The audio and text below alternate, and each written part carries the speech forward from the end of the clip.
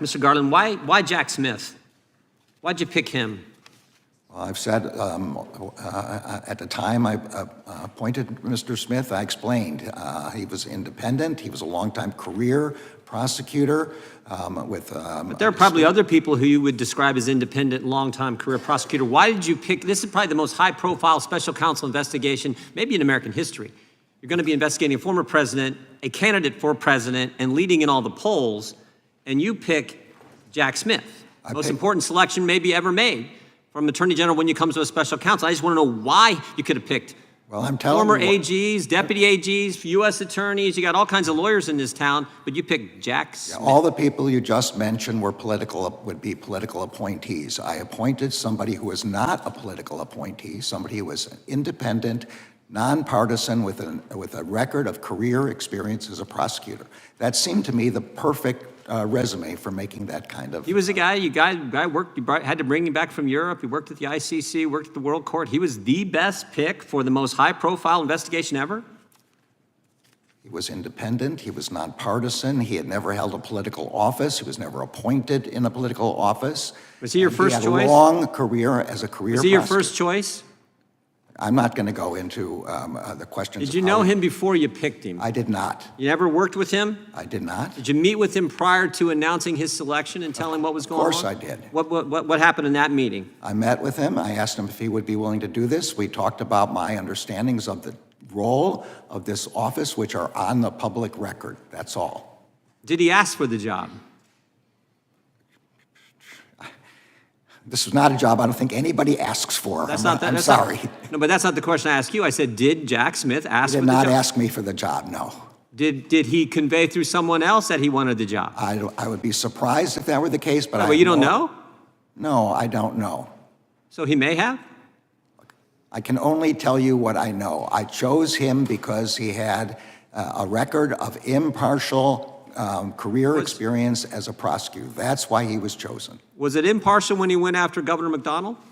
He was a member of the... He was after Governor McDonnell. That case gets appealed to the Supreme Court. The Supreme Court unanimously said it was wrong and overturns the conviction? He was in the public integrity section of the Justice Department, a career position. They made the decisions they thought were warranted, and we respect the decision of the Supreme Court. Did the fact that he was interested in going after the very people who were targeted by the IRS about a decade ago, did that have any influence on your selection? Okay, let's put up this slide here.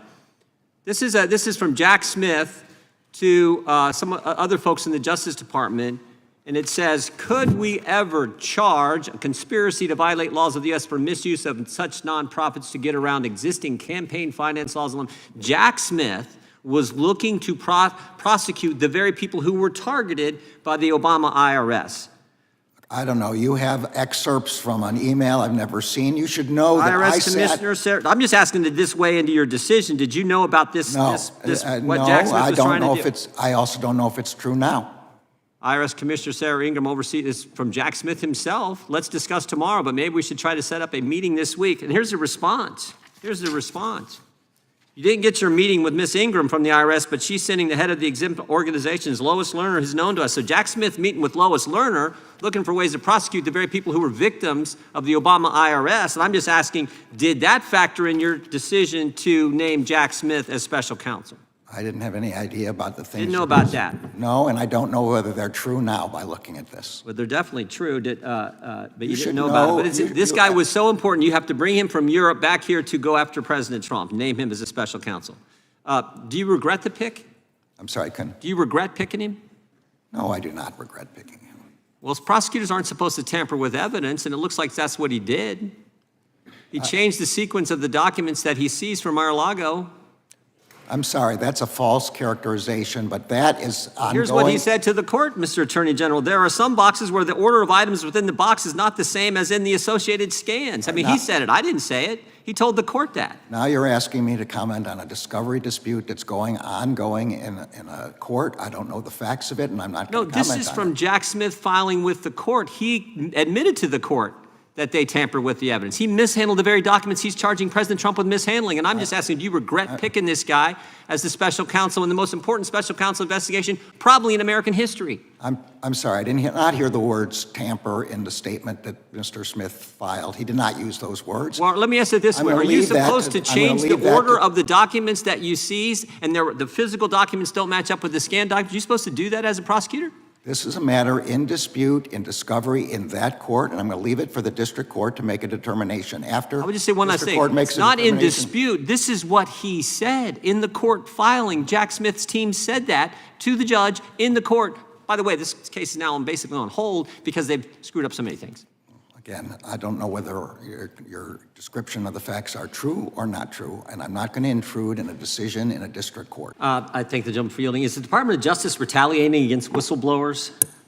No, that would be a violation of statute and a violation of the our... Inspector General seems to think you are. I got this Management Advisory Memorandum dated May 2024, notification of concerns regarding the Department of Justice compliance with whistleblower protections for employees with a security clearance. I've read the management memo. I think it's a good memo. It doesn't say we've been retaliated against anybody. It says that there have to be additional protections with respect. Is it just pure coincidence that Marcus Allen's security clearance got reinstated today? A whistleblower came in front of this committee. Democrats disparaged this guy, called him a conspiracy theorist. 27 months without his security clearance, and we find out today it's been reinstated? Yeah, I'm sorry, I don't know about the facts, anything about the facts of that case. Retaliation against whistleblowers is against the law, and it will be punished. 3 people who've come and talked to this committee as whistleblowers have had their security clearance taken. Marcus Allen gets his security clearance put back in place today. And the Inspector General says he's got concerns, doing an investigation as we speak about what's going on. The gentlelady from Indiana is recognized. I yield 1 minute to gentleman from I appreciate the gentlelady yielding. A news story last week in Politico, first paragraph. The Justice Department has agreed to settle long-running litigation stemming from a decision in 2017 to release to the media text messages between 2 former FBI employees involved in the probe of Donald Trump's 2016 presidential campaign. Are Peter Strzok and Lisa Page going to get a windfall of American tax dollars soon here, Mr. Attorney General? I'm sorry, I either didn't hear or didn't understand the question. Are Peter Strzok and Lisa Page going to get a windfall of American tax dollars? I'm sorry. Are you in the settlement negotiations with Peter Strzok and Lisa Page? Oh, I don't know what's public in that respect or not. I'm reading from the story. Someone gave it to him. I assume it was you guys. Justice Department has agreed to a long-running litigation stemming from a decision in 2017. I don't know whether discussions are public or not. In every case, when people bring cases against the United States, we attempt to settle the case. Simple question. Are Lisa Page and Peter Strzok going to get money from the American taxpayer? Well, when that determination is made about whether settlement is made in that case, it will be announced. A few minutes ago, I want to read from this Politico's news story from 1 week ago today. Sorry. I just want to read 2 sentences, it's the first 2 sentences in the article. The Justice Department has agreed to settle a long-running litigation stemming from a decision in 2017 to release to the media text messages between 2 former FBI employees involved in the probe of Donald Trump's 2016 presidential campaign. Next sentence, in a notice filed with 2 federal judges in Washington on Tuesday, the Justice Department said it had reached settlements of legal claims that fired FBI agent Peter Strzok and former FBI attorney Lisa Page brought in 2019, alleging that the disclosure violated their privacy. So again, I just want to be clear that the department is getting ready to pay Peter Strzok and Lisa Page some money. Is that accurate? I wasn't aware that we'd announced it. All I can say is we reached settlements based on our litigators' assessment of whether we can win the case and how much it will cost if we lose the case. That's the way we decide on reaching settlements. Just to be clear, the guy who texted Peter Strzok, who was involved in the spying on President Trump's campaign, who was then involved, worked on the Mueller investigative team, and sent this text message to Lisa Page, just went to a Southern Virginia Walmart. I could smell, in all capitals, I could smell the Trump support.